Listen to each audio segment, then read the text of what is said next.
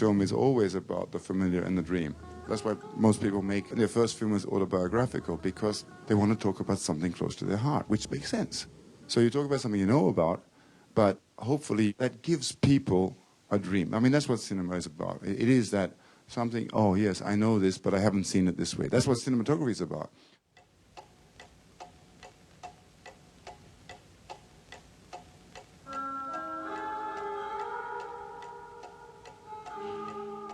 My feeling about filmmaking as a cinematographer is if you get one image, you're doing better than most. I think about my films as certain images that really represents the film. This is this really strange ending to this film called Days of Being Wild, and supposedly it's to anticipate a sequel, which we never made, by the way.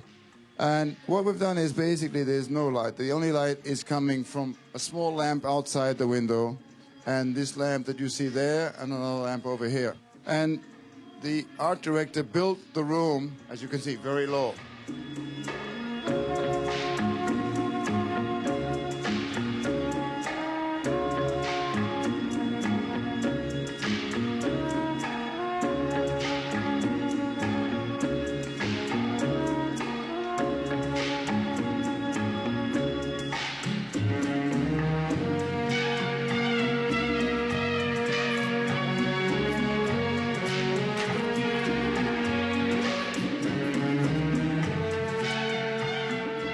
So there I am. You have to shift the weight, you know. Here we go. Okay.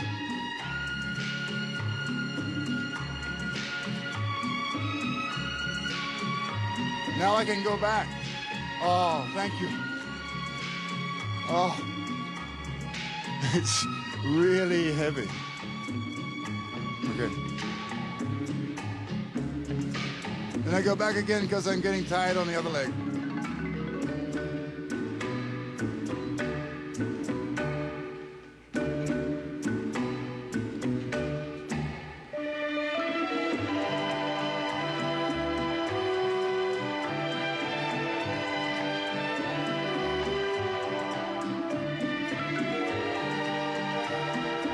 Come on, move. Thank you.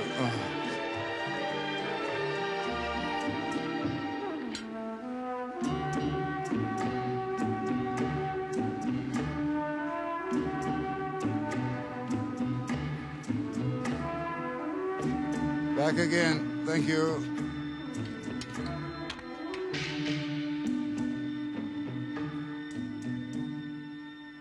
Okay, bye-bye. And then I stand up and I hit my head every fucking time. Shit. I took 5 takes and I was in hospital for a week. I had such a headache. Yeah. So that's the... How much authority do you have in film cinema's retakes? I mean, I remember you talking in an interview about the Maggie Cheung scene, which you had to do 53 times. And yeah, that was my fault, not their fault.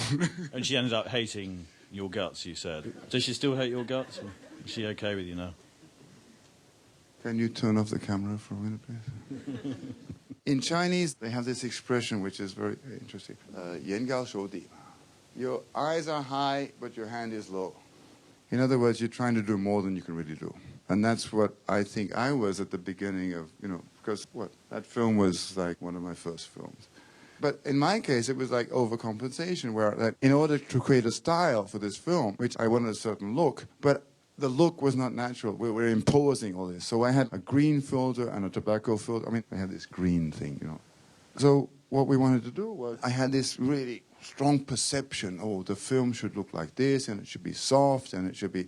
But the problem was that all these ideas were contradictory to the actual working situation. For example, in order to do what we were doing with all this filtration and the kind of film stock I was using, actually it was almost impossible to shoot because there was never enough light. And I think that's what's happened in my so-called evolution as a filmmaker. You know, less is more. You do learn to step back. That you do learn that, yes, if you get, you know, the major elements right, then everything will fall into place. And that's the real, I think, in the context of a filmmaking context, that is the real journey. And that's one of the basic responsibilities of a person who's, you know, asking as much money as I do for a film. So I think that's what happened with this famous thing about, it's true, we were trying to do one shot where Maggie was doing all this stuff. It was a whole choreographed thing. It was 5 minutes long, and basically it was physically impossible. And instead of, stepping back from it, at that time I insisted on keep going. But in the end, they just cut it anyway. So we should have done separate shots and saved 3 days,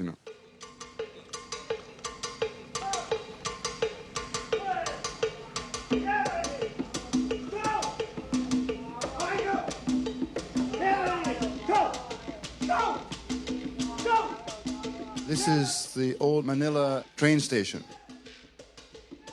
This is my first Steadicam shot, if you know what a Steadicam is.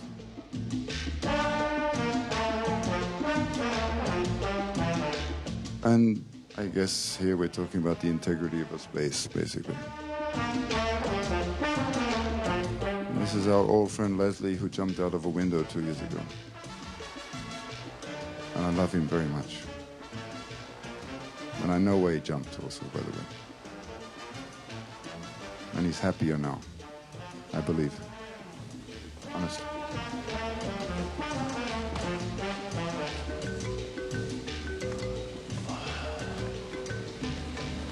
喂，你究竟搭幾點鐘班車㗎？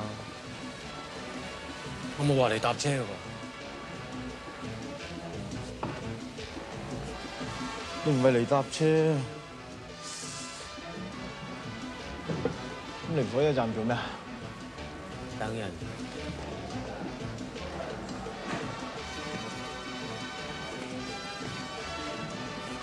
你入去傾啲嘢先。醫生爭住你，下次有機會請翻嚟。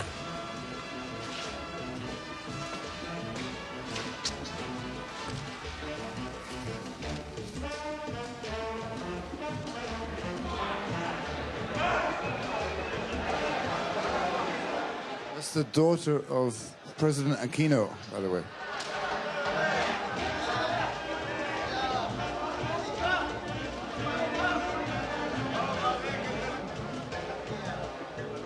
The Days of Being Wild. It's set in mainly, again, usually in 60s Hong Kong. And then they run away. In this particular part, they've run away to Philippines. You have nothing else.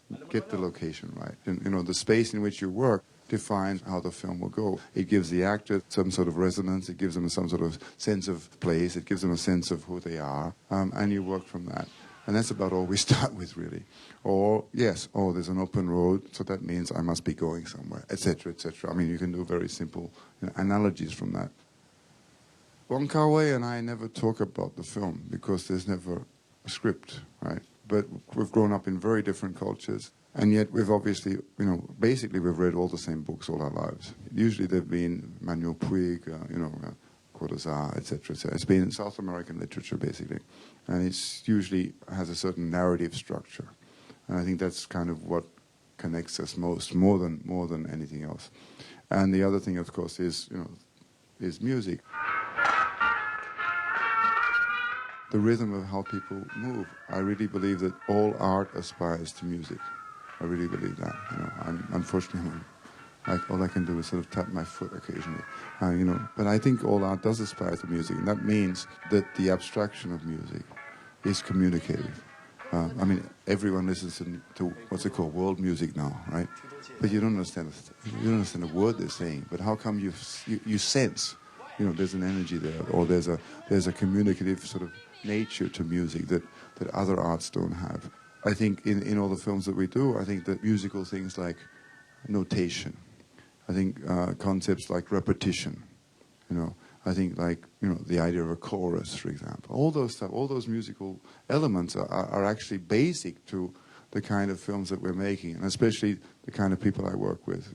Obviously the prime example is Wong Kar-wai.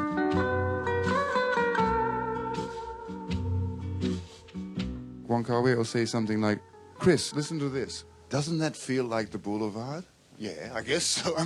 You have to say yes, otherwise, you seem like an idiot, you say, "Oh yeah. Doesn't it feel really green to you?" But it's true. Actually, that may be where we should be going to this level of sensory perception. And as a cinematographer, I think that you really, or as a writer, or as an actor, that you really, that's what you work towards, that cathartic moment where idea and image, or idea and intent, or idea and words actually do match. And it's really fucking hard to get there.